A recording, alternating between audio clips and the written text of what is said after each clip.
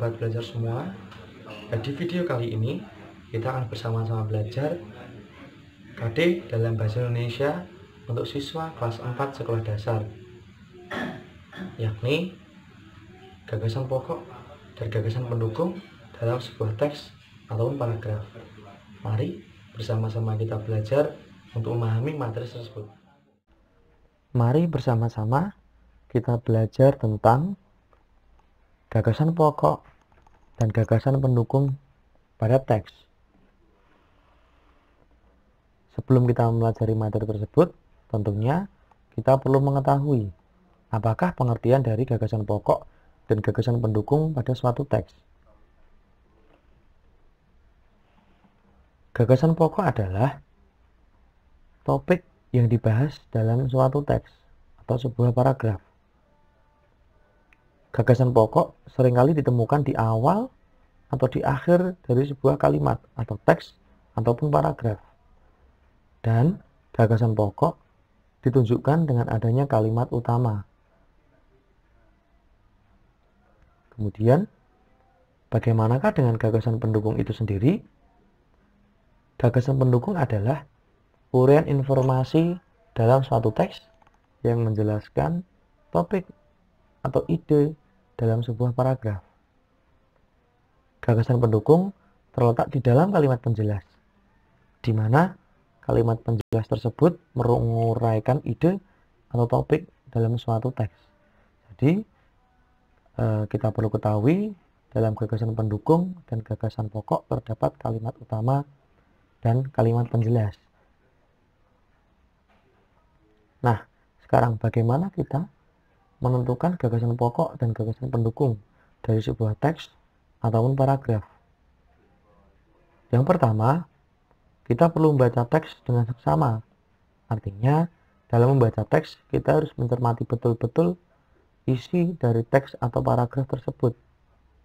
Kemudian yang kedua, mencermati mulai dari kalimat yang pertama hingga kalimat yang terakhir. Yang ketiga, menentukan kalimat utama dan kalimat penjelas. Yang keempat, membuat sebuah peta pikiran sederhana. Nah, di poin nomor 3, menentukan kalimat utama dan kalimat penjelas, tadi sudah dijelaskan bahwa kalimat utama itu merupakan bagian dari gagasan pokok dan kalimat penjelas itu merupakan bagian dari gagasan pendukung. Nah, mari sekarang kita coba menentukan gagasan pokok dan gagasan pendukung dalam sebuah teks atau sebuah paragraf. Tentunya kita perlu melakukan beberapa cara yang telah tadi kami sampaikan. Dengan cara membaca dengan cermat, penuh ketelitian dari kalimat pertama hingga kalimat yang terakhir.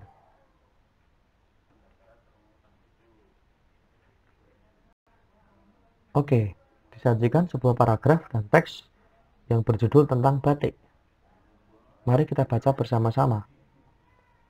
Batik merupakan kain tradisional Indonesia. Kain batik dihasilkan dengan cara dilukis atau dicetak menggunakan malam. Kain batik berasal dari Pulau Jawa. Seiring berkembangnya waktu, batik tidak hanya di Pulau Jawa. Beberapa daerah di luar Pulau Jawa juga menggunakan batik sebagai pakaian tradisional. Misalnya batik Bali. Nah, dari sebuah teks paragraf di atas yang diambil dari buku pena, kemudian kita tentukan mana kalimat utama dan mana kalimat penjelasnya. Dan kita perlu mencermati bahwa kalimat penjelas dan kalimat utama tadi berasal dari sebuah teks, di mana kalimat utama mewakili gagasan pokok yang sering muncul di awal dan di akhir sebuah teks atau paragraf. Langsung saja kita tentukan mana kalimat utama dan kalimat penjelas dari paragraf yang berjudul batik tersebut. Nah, kita tentukan bahwa kalimat utamanya adalah batik merupakan kain tradisional Indonesia, karena kalimat ini muncul di awal teks atau sebuah paragraf. Karena sudah kita tentukan kalimat utamanya, tentunya kalimat-kalimat yang lain masuk dalam kategori kalimat penjelas. Dengan kalimat nomor 1, kain batik dihasilkan dengan cara dilukis atau dicetak menggunakan malam. Kalimat berikutnya, kain batik berasal dari Pulau Jawa. Berikutnya, seiring berkembangnya waktu, batik tidak hanya di Pulau Jawa. Dan yang terakhir, beberapa daerah di luar Pulau Jawa juga menggunakan batik sebagai pakaian tradisional, misalnya batik Bali. Nah, 4 kalimat ini masuk dalam kategori kalimat menjelas. Mengapa demikian? Karena 4 kalimat ini menjelaskan kalimat yang pertama, yaitu batik merupakan kain tradisional Indonesia. Kemudian dijelaskan dengan kalimat-kalimat yang lain, sehingga kalimat-kalimat sisanya termasuk dengan kategori kalimat penjelas. Kemudian setelah itu, kita harus tentukan untuk kalimat utama tadi adalah batik merupakan kain tradisional Indonesia, menjadi sebuah gagasan pokok. Dan gagasan pokoknya adalah batik merupakan kain tradisional Indonesia. Nah, bagaimana untuk kalimat penjelasnya? Tadi kami sudah sampaikan. Jadi, untuk kalimat penjelas akan langsung masuk kategori gagasan pendukung. Dan untuk gagasan pendukung ini, kalimat yang kita gunakan tidak harus sebanyak kalimat penjelas. Bisa kita ambil poin-poinnya saja. Misalnya, untuk kalimat penjelas nomor 1, kain batik dihasilkan dengan cara dilukis atau dicetak menggunakan malam. Bisa kita simpulkan saja bahwa di kalimat tersebut termasuk dalam kategori cara membuat kain batik. Kemudian kalimat yang kedua, kain batik berasal dari Pulau Jawa. Nah, kita simpulkan saja bahwa tempat asal kain batik. Dan untuk kalimat nomor 3 dan nomor 4, itu memiliki kategori yang sama, yakni penyebaran kain batik. Nah, sudah kita tentukan mana gagasan pokok dan gagasan pendukungnya. Kemudian setelah itu, kita perlu membuat sebuah peta pikiran sederhana yang kita gunakan untuk menjelaskan gagasan pokok dan gagasan pendukung.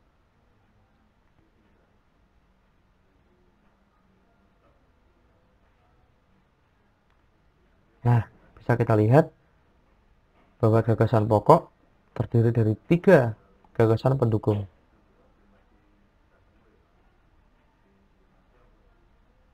Ketika kita sudah bisa menentukan peta pikiran dari sebuah gagasan pokok dan gagasan pendukung, tentunya kalian sudah bisa memahami dan kalian sudah bisa belajar sendiri dengan mencari teks atau paragraf atau cerita yang mungkin bisa kalian tentukan mana gagasan pokok dan mana gagasan pendukungnya.